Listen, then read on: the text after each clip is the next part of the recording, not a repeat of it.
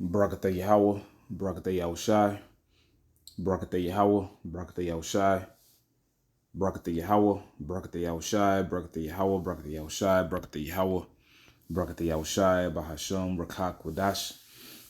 Double honor to our elder apostles and elder bishops, great millstone who still rule well. Peace and blessing to the elect of Israel, the house of David. Shalom. The name of this lesson is going to be entitled, They Know. They know. And the they I'm referring to is Esau, Edom. I'm on the website here, Haaretz.com, which is a website controlled by Amalek. And we should know who Amalek is. The chief house of Edom. Okay? The chief house of Satan. All right? Now, we're on Haaretz.com, Haaretz/archaeology.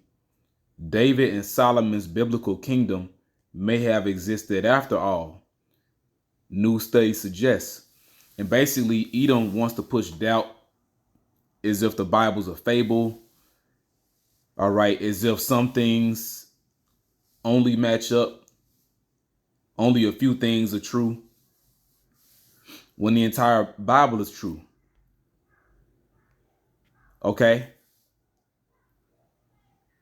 And the reality that our forefathers, such as King David and King Solomon, had a kingdom around the 10th century BC, there's a very big reality. Okay? Because it happened. It's real. And they know it. So let's read this, okay? And we'll get a few scriptures. David and Solomon's biblical kingdom may have existed after all, new study suggests. Monumental structures at Gizer have been redated to the early 10th century BC, which the 10th century BC, that's the period from 1000 BC to 901 BC. All right. And Salaki, man, they could keep putting up these ads, these damn commercials. But it says monumental structures at Gizer have been redated. Now, when they say it's redated, they're speaking about carbon dating, which, radiocarbon dating is not always accurate. There's many inaccuracies when it comes to carbon dating, okay? But anyway, it says monumental structures at Giza have been redated to the early 10th century BCE. And we'll just say BC. All right. Which means maybe Solomon built them after all. And he did, and they know this. You goddamn ads, man.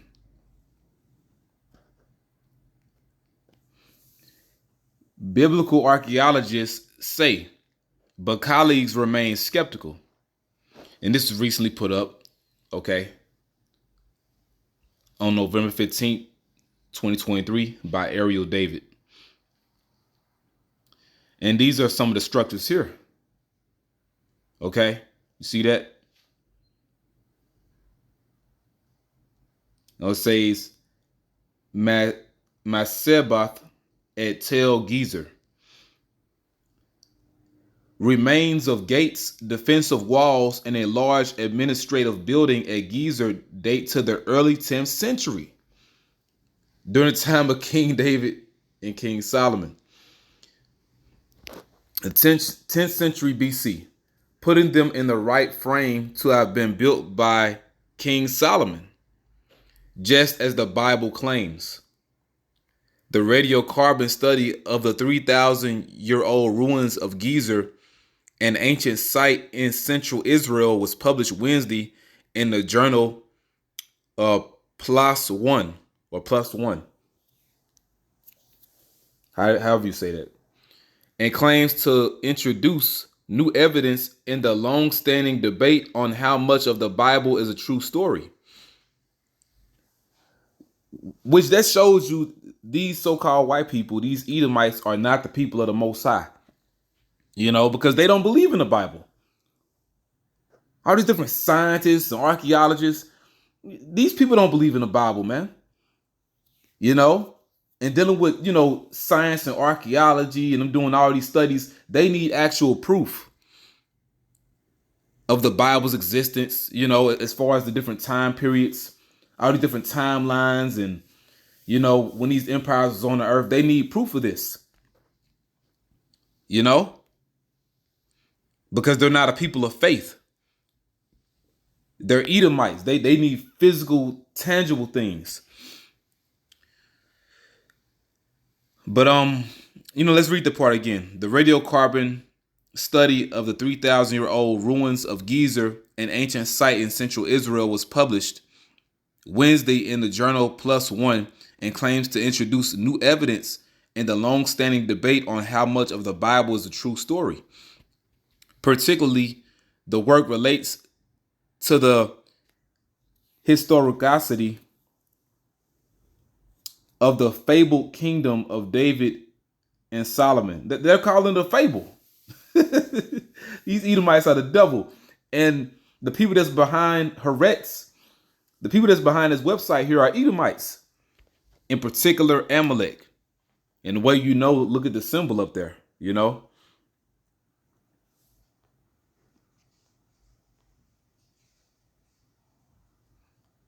But anyway, these people don't believe in the Lord, bro.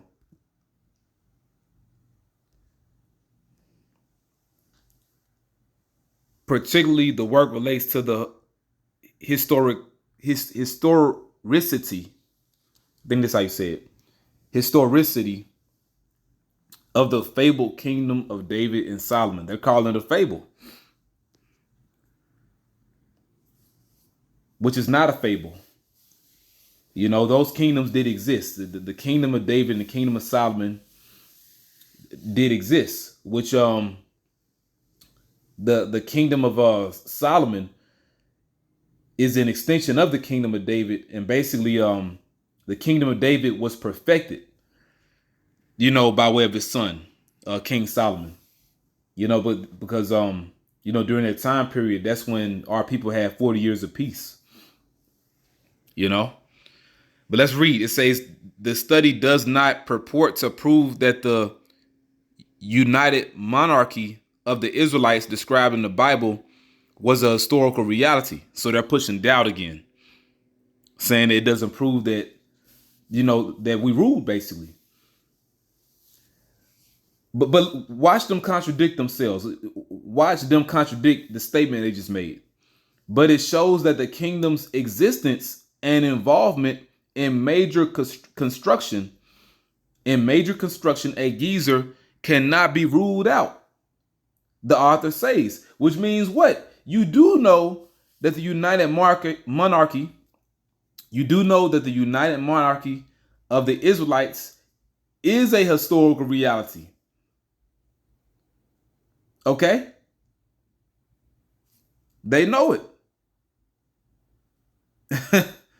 We'll read some more. While some archaeologists praise the team's efforts, others dismiss the study as irrelevant.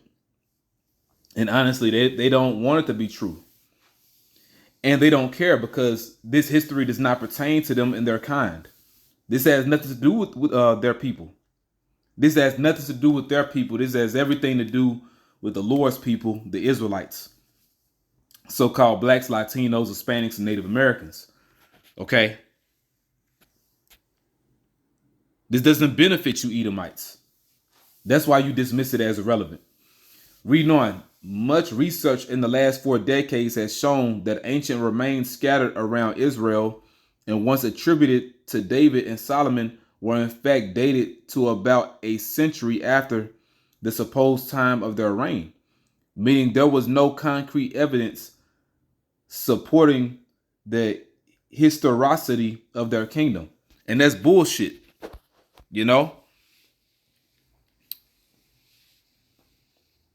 Reading on, however, some archaeologists have pushed back against this paradigm, unearthing in recent years impressive 10th century BC remains at different sites. Because see, really these things are being unearthed everywhere. Particularly in central and southern Israel and averring that these may be evidence that David and Solomon's kingdom did exist after all. So there you have it. Ruins at Tel Gizer.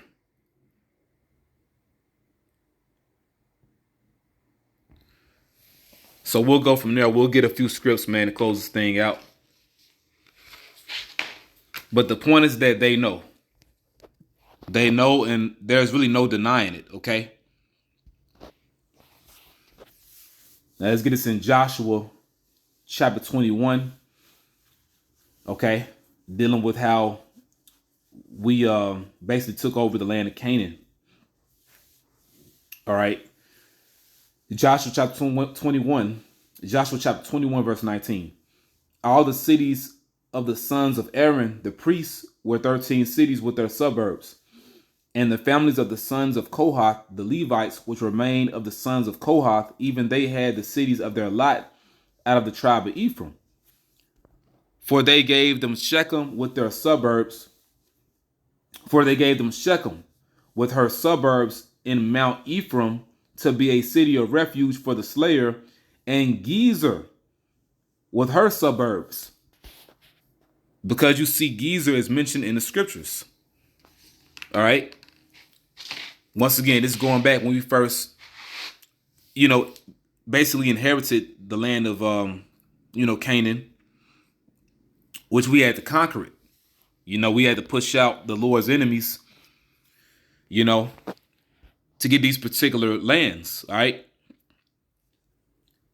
And some of the heathens, in particular dealing with the Canaanites, they were still dwelling among Israel, but the point is that we conquered those territories, all right? Such as Gizer. Now, let's go from there to 1 Kings in the Old Testament, dealing with the time of King Solomon. 1 Kings chapter 9 and verse 15. And this is the reason, Salak, man. Actually, okay. We'll start at verse 15. And this is the reason of the levy which King Solomon raised for to build the house of the Lord, Yahweh, and his own house, and Milo and the wall of Jerusalem, and Hazor and Megiddo, and Gizer. For Pharaoh king of Egypt had gone up and taken Gizer, and burnt it with fire, and slain the Canaanites that dwelt in the city.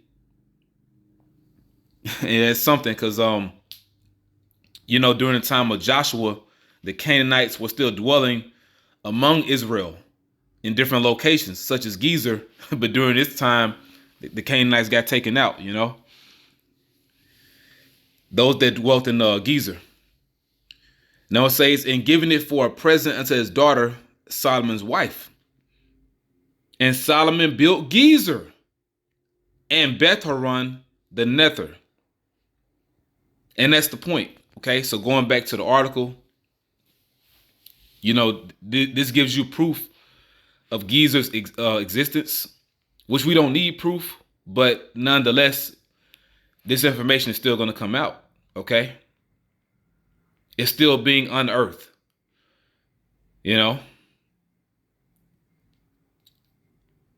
And just wait, a lot more things is going to resurface.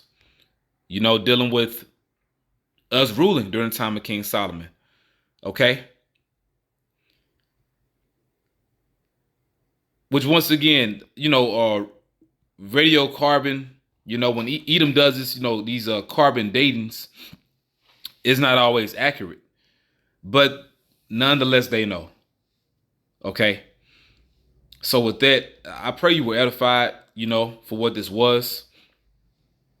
There's tons of proof of our kingdom's existence.